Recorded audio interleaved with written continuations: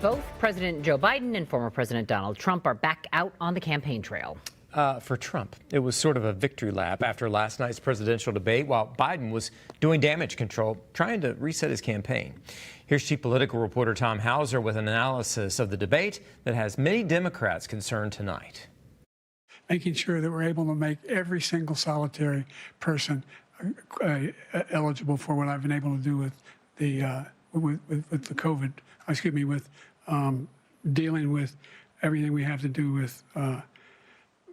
Look, if we finally beat Medicare.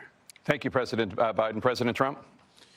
Well, he's right. He did beat Medicare. He beat it to death. That exchange was among the most damaging to President Biden in terms of his mental acuity.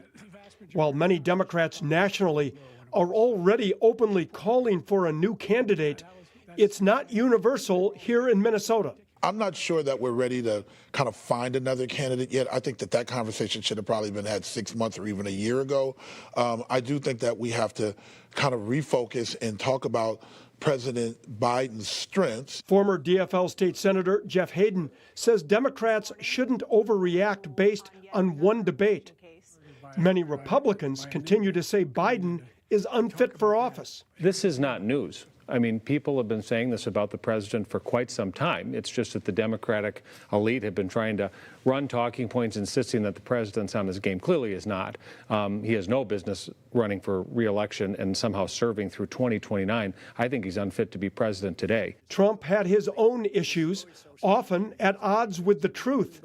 Like this falsehood he repeats often. When they ripped down Portland, when they ripped down many other cities, you go to Minnesota, Minneapolis, what they've done there with the fires all over the city. If I didn't bring in the National Guard, that city would have been destroyed. CNN, the host of the debate, counted 30 false or misleading claims by Trump compared to 9 by Biden.